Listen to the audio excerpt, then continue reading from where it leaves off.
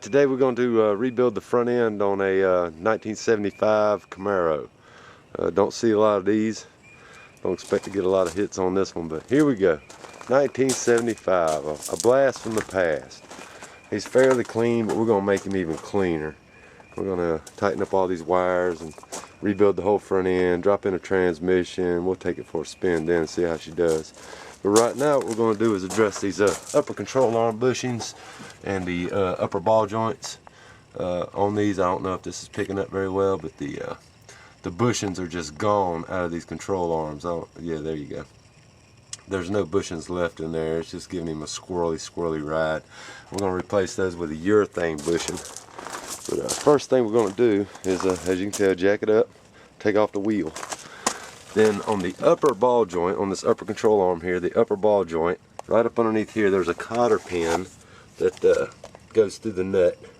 We're going to want to remove that cotter pin, remove that nut, and you can use a tuning fork. Tuning fork would fit right between here, and it wedges as you hammer in to separate these two joints.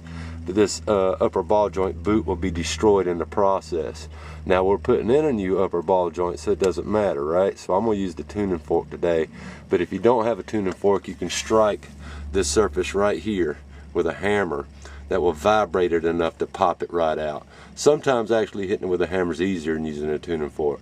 But you know, just you got the fork, we're going to use it. But that's what we're going to do. We're going to remove this cotter pin, remove this nut, then we'll swing the swing arm up, and I'll show you how to get the other two nuts out, and we will have that sucker in our lap. Here we go. Here we are. I took my cotter pin out and unscrewed my nut 7/8, all but just a few turns, because I don't want this to fall and separate, causing this to fall out, which would only be caught by the brake hose. I don't want to put any tension on that brake hose, so I'm just going to leave the nut on there just a hair. And I'm going to take this tuning fork, is what I call it, because if you tap it on metal, makes that really nice. Ooh, that's kind of loud. Anyway, we're going to stick this sucker right in here in the joint, like so. We're going to impact it with a hammer and separate it. If you don't have a tuning fork, you can always take the hammer and hit it right here on the knuckle, and it'll pop it loose. I'm tempted to do it just to show you how it can be done. Matter of fact, I'm gonna. Let's see if I can get a shot of this.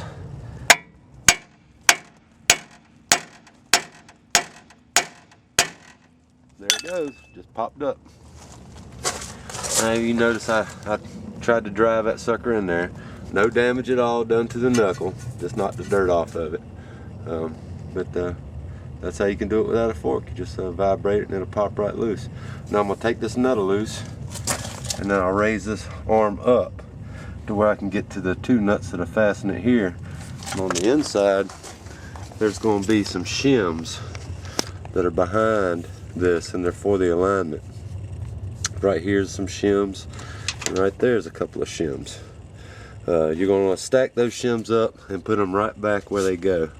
Of course, when we're done, we're going to have to get an alignment, but to get the alignment as close as we can for this repair, we're going to take these shims out and put them back exactly, you know, to the front, to the back, so they're different widths and stuff. So anyway, but I'm going to take off that nut, I'm going to raise it up and hit these two, and the sucker will be mine. It's off. Got slack on my brake hose here. It's not hanging on the brake hose, so we're good right there. What I'm going to do now is put this pry bar up through the bottom of the upper control arm up to the top, so I can have leverage to pick this arm up. There we go. Really tight. Now you can see there's two bolts. We're going to hit those with the air gun or your ratchet or whatever. We'll hold the back side with a wrench. We take off them two nuts, and the control arm will be on the ground. Alright, so we took off the two nuts off the back. They're 3/4. These bolt heads here are 13/16. We're going to remove our bolts. We've already got our shims up top there stacked where they go. We'll pull out them two big 13/6 bolts and just lift it right out. And that is our control arm. Now we're going to get into the bushing replacement and how to replace these bushings. As you can tell, his are really gone. Just gone. This car's not handling very well at all. And this ball joint is actually, it feels pretty stiff. Well, there's a little catch to it, but yeah, actually this ball joint doesn't feel too bad. I'm surprised.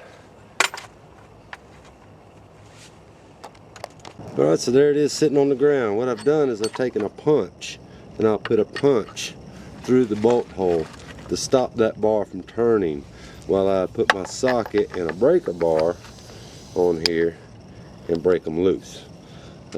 Reason being is because usually the air gun's not even strong enough to take these things off. They're pretty tightened down after the years. So anyway, that's what I did. Now I'm going to take off my nuts on both ends.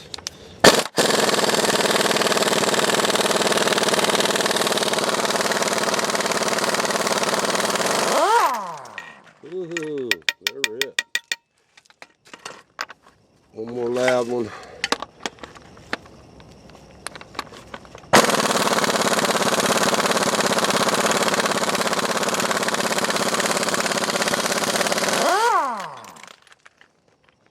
Alright, take off your washers.